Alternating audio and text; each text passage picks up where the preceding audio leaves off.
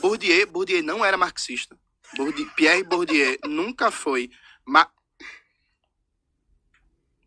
Parei. Não.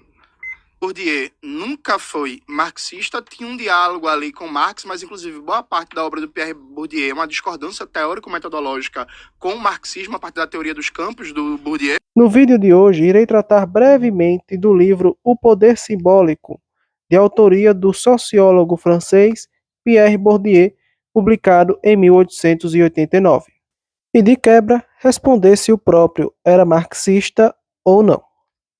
Pierre Bourdieu desenvolveu uma teoria sociológica que revela as estruturas sociais que se reproduzem de forma dissimulada e contínua, sem depender apenas da coerção direta. Para isso, ele articula 3 conceitos fundamentais: o hábitus, campus e o capital simbólico, que explicam como os mecanismos sutis da reprodução social e cultural se dão. O hábitus é o conjunto de disposições incorporadas pelos indivíduos ao longo de sua trajetória social. Ele resulta da interiorização das estruturas objetivas, sejam elas família, escola, classe, e orienta práticas, gostos, percepções. O hábitus faz com que os povos ajam espontaneamente, de acordo com sua posição social, naturalizando as diferenças.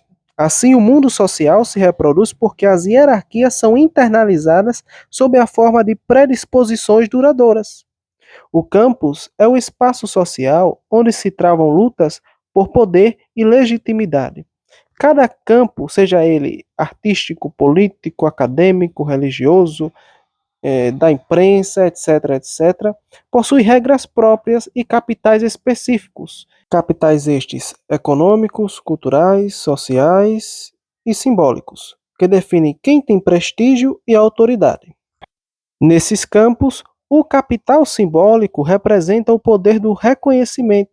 É o valor socialmente atribuído ao que é percebido como legítimo, verdadeiro ou superior. A reprodução social se dá quando hábitos dos agentes se ajunta às estruturas do campus, levando-os a aceitar as hierarquias como se fossem naturais. Assim, as desigualdades se perpetuam não pela força, mas pela violência simbólica, um poder invisível que age através da crença e do consentimento entre os indivíduos. Essa forma de poder se manifesta nas palavras, nos gestos, nas instituições e nos sistemas de classificação que definem o que é natural, justo ou verdadeiro em uma sociedade. Assim, a dominação simbólica se torna eficaz porque internaliza as hierarquias sociais, levando os indivíduos a reproduzirem voluntariamente as estruturas que os oprimem. Assim, este poder simbólico de construção da realidade, que provoca esta concepção homogênea do tempo, do espaço, do número, da causa, que torna possível a concordância entre as inteligências desta integração social, irá encontrar como seu principal tradutor o marxismo. Assim, o marxismo traduzirá as principais funções políticas dos sistemas simbólicos, servindo aos interesses particulares, integrando os dominados à classe dominante. Assim, nesta luta pela hierarquia, o poder simbólico irá legitimar e integrar ficticiosamente os dominados aos dominantes, desmobilizando as classes subalternas.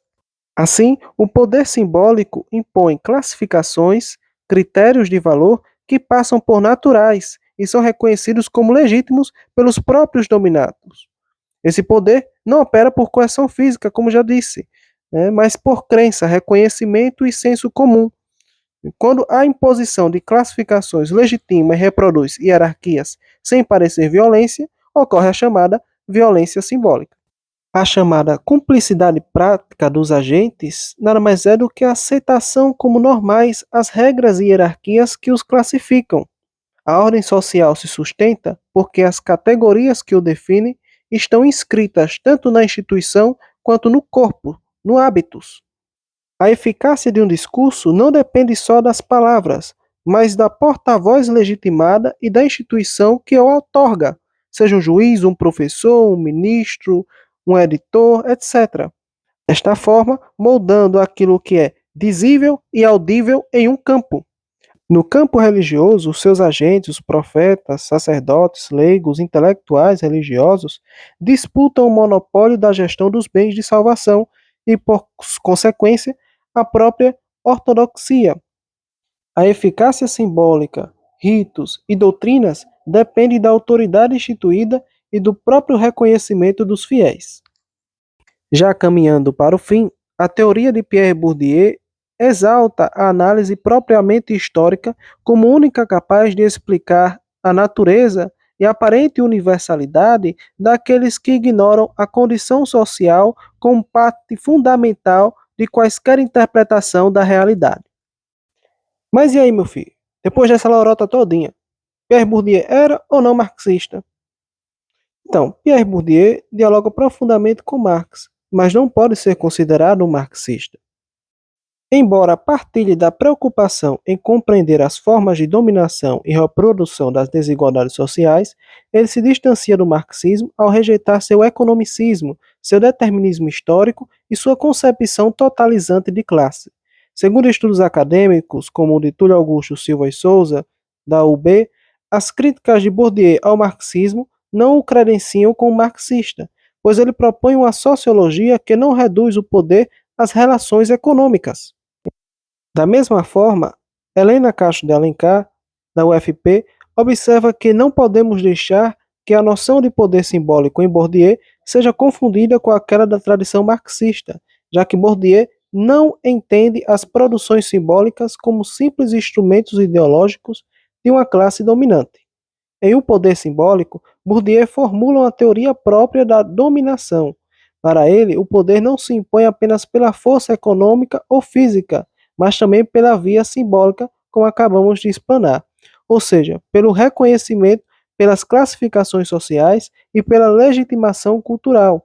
Como ele afirma, o poder simbólico, como poder de constituir o dado pela enunciação, de fazer ver e fazer crer, permite obter o equivalente daquilo que é obtido pela força física ou econômica.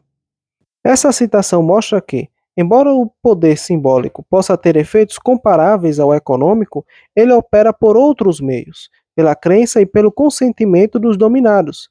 Assim, Bourdieu desloca a crítica marxista do campo econômico para o campo simbólico, analisando como as desigualdades se reproduzem por meio da cultura, da educação e da linguagem. Por isso, podemos dizer que Bourdieu foi um autor pós-marxista, influenciado por Marx, mas crítico de seus limites. Ele manteve a atenção às estruturas de dominação, mas recusou a ideia de que toda a totalidade social se explica pela economia. Sua sociologia, portanto, é uma reformulação crítica do marxismo, em que o simbólico substitui a infraestrutura como foco central da análise. E aí, meu filho, o que você achou? Conte aí nos comentários.